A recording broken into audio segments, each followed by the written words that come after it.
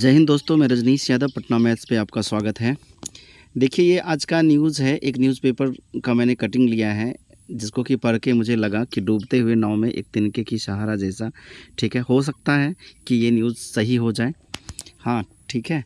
तो इसमें देखिए क्या है कि यहाँ पे कहता है कि बिहार भर्ती में शर्त ना होने से बच गए बीएड वाले। अर्थात जो है, जिस समय बिहार में वैकेंसी आई थी तो उस समय जो है नोटिफिकेशन में कोई ऐसा शर्त नहीं लिखा गया था कि कोई भी केस जो है सुप्रीम कोर्ट में या हाई कोर्ट में पेंडिंग है और यदि उनका जो भी डिसीजन आता है उनके अकॉर्डिंग आपको जो है, ठीक है, इसमें मान्यता दिया जाएगा आगे। तो ऐसा कुछ भी कंडीशन नहीं था। तो इसीलिए यहाँ पे एक बार न्यूज़ आपको सुनाते हैं पढ़ के कि यहाँ पे कहता है कि इस मामले में बिहार की शिक्षक भर्ती के लिए आवेदन करने वाले बीएड अभ्यर्थियों को कुछ राहत मिलती दिखाई पड़ रही है।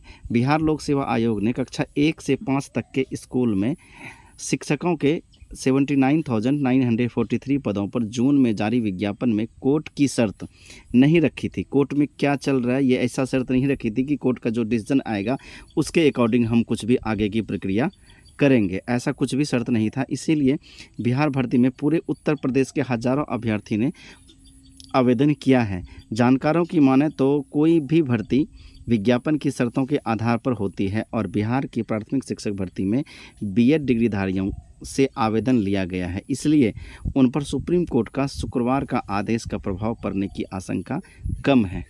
ठीक है, तो थोड़ा सा होता है ना, डूबते हुए नाव को तिनके की सहारा, वैसा ही कुछ लगा तो सोचे हम आप लोगों को ये न्यूज़ शेयर करते हैं। ठीक है, यहाँ पे देखिए, हाँ, दिक्कत अब किसको हो सकता है, जो कि इस बार सीटेट में अपियरिंग कैंडिडेट है और उसने बिहार वाला फॉर्म भर रखा है, उसको हमको लगता है कि 99% दिक्कत हो सकता है। जो ऑलरेडी सीटेट पास हैं उसे नहीं होना चाहिए, लेकिन ये जो है सीटेट का एग्ज़ाम होने से पहले ये फैसला आ चुका है, तो जो सीटेट के अपियरिंग कैंडिडेट हैं उसे दिक्कत हो सकता है। अब देखिए यहाँ पे कहता है कि सीटेट में सफल अभ्यर्थियों का प्रमाण पत्र भी रद्दी।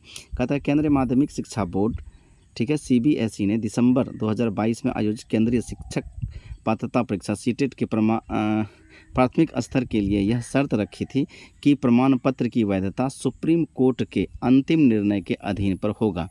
साफ है कि जिन बीएड अभ्यर्थियों ने प्राथमिक स्तर की सीटेट पास की है उनके लिए प्रमाण पत्र रद्दी के टुकड़े के बराबर हो जाएगा। यहाँ पे बहुत बड़ी बात लिखा हुआ है। अर्थात 2022 में जो है वैकेंसी जो आया था सीटेट का, उन्होंने नोटिफिकेशन में साफ साफ कर दिया था यदि आप पास करते हैं तो आपके प्रमाण पत्र का वैधता तभी रहेगा जबकि जो भी केस पेंडिंग है सुप्रीम कोर्ट में उसमें यदि ऐसा रहता है कि बीएड वाले जो है प्राइमरी टीचर बन सकता है तभी आपके प्रमाण पत्र का वैधता रहेगा। अदरवाइज जो है ये वैधता आपका नहीं रहेगा। यदि जो भी निर्णय आएगा सुप्रीम कोर्ट के निर्णय पे आपके प्रमाण पत्र का वैलिडिटी डिपेंड करेगा।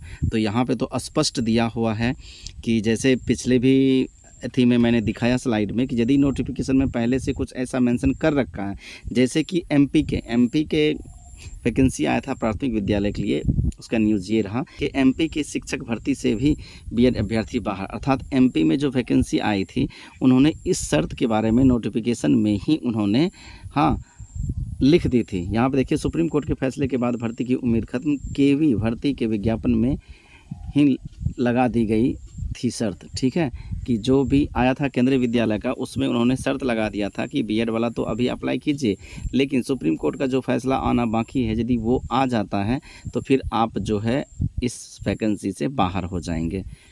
ठीक है, तो हमें ये सबसे एनालाइज से ये लगता है कि बिहार वाला जो नोटिफिकेशन आया था उसमें किसी भी तरह का कोई सुप्रीम कोर्ट का कंडीशन का कहीं भी कोई जिक्र नहीं था।